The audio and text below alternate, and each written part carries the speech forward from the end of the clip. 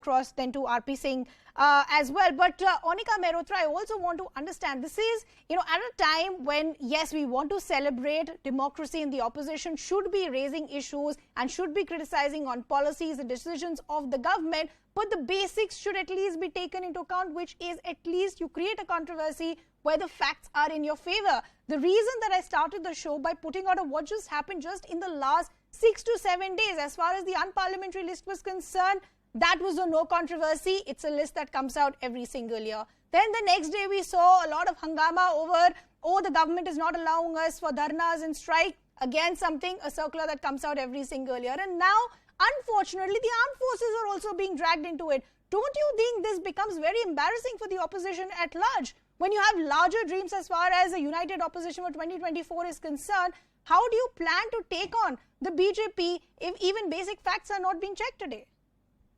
Ridhima, I agree on that. The Aam Aadmi has jumped the gun for not doing fact-checking. But they could have phrased in a different manner. We are a worried lot, the entire country, in a progressive democracy like ours. The kind of hate speeches and things which are going on, it's a worrying factor. So as pointed out by others, the Agniveers and Agnipath or whatever scheme they've come up with rectification and clarification, immediately once the scheme was floated, there were 3 to 4 rectifications. So the government has no vision on that. Yes, you're right. Putting up anything on social media and getting away with it, it's not justified. It definitely demeans the army, which should not be done. But having said that, after 2014, you have seen the kind of the turmoil the country is going through. So the point here is that the government should also be sensitive. And if there hasn't been change since 2013, because there was a PIL against this, why the caste and religion, and the answer was given by the Supreme Court that this is for administrative purpose, and the religion is to, as you rightly said, to just in case somebody dies in the line of duty. Yeah. So fair enough. But does that not allow you to think that is it relevant in today's time? But that is a bigger, larger picture.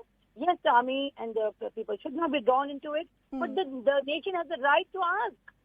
So the BJP should not really get... but ask when there is actually something worth asking, or if there is actually some sort of discrepancy. When there is none, why do you need this? And the last thing the armed forces need is some sort of misleading claims, because we all saw the kind of protests that took place. And RP Singh, this is where I want to bring you in. This is the larger worry, that false claims like these can actually trigger a lot of misleading information into the youth, which actually wants to go forward and join the armed forces.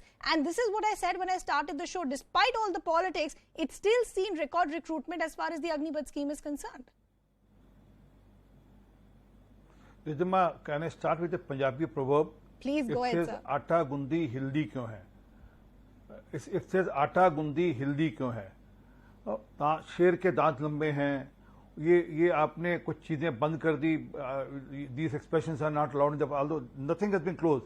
Oh, you can't demonstrate in the parliament. There was demonstration happening today itself. So whatever there was happening earlier, the same has been repeated. Nothing new has happened. Even in this, what was there in this earlier recruitment process, the same recruitment process has been followed. Nothing has been changed. But yes, we have to create issue out of non-issue. But in this part, earlier it was all political issues, but this time they have dragged army into it. That's the sad part.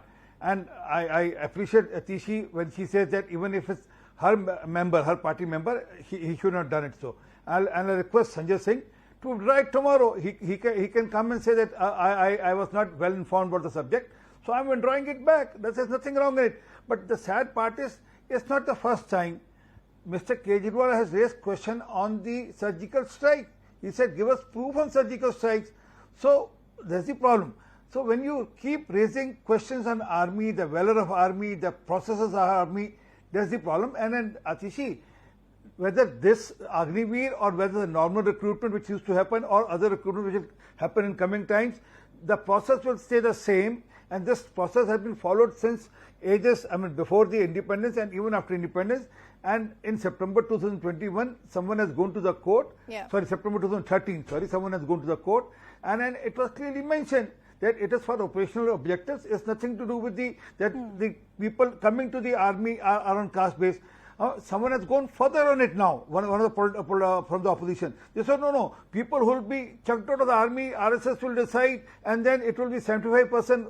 All those from the lower caste and upper caste will be kept in the army. I mean, it's so sad that you are trying to demean or trying to drag army into such levels. Yeah, I mean, actually that really is the unfortunate part. That's why I said, and while I agree with you that I appreciate Atishi today taking a stand and saying that whether it's her party or any other party, if a wrong comment has been made, that is not okay. But the only larger issue is, which is actually making everybody sad today, is that our armed forces are being dragged into this time and again. And Major General Yash, I want to bring you back in. The worry today is, as I said, in a democracy, the opposition should be raising issues. But shouldn't the opposition also realize that the armed forces needs to be above politics, because this is matters of national security? When you have a new scheme in place, there could be issues, and a lot of these false claims could mislead the youth who would actually want to end up joining the armed forces.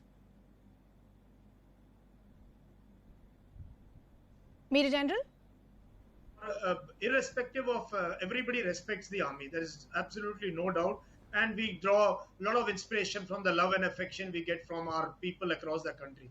But schemes like this, couldn't they be discussed in a defense parliamentary committee, or before they come out in the open? I'm sure you could have had more deliberations on the pitfalls of this scheme or the things that we are seeing now. We are seeing this because there appears to be lack of communication, even among the leadership, political leadership from various sections of the society. So a scheme like this, now we are saying all India, all class, then there is a moot question. If you are going to recruit all India, all class, what is going to change? How the nature of the regiments, especially infantry, mechanized infantry regiment, which are based on caste or religion basis, what is going to happen to them? How many years it will change for them to change their recruiting pattern? So I belong to all India, all class. I belong to Brigade of the Guards, totally all India, all class. We don't recruit based on caste or religion, and we are one of the finest regiments of the Indian Army. So I am very happy if we recruit all India, all class. But maybe then why should we ask caste? Can we stop this now? Can we take a lesson from this and stop asking caste? Even religion, kyun puch rahe ho religion? After you recruit them, then ask them the religion. You're from which religion? Why should you ask them when they're in the process of recruitment?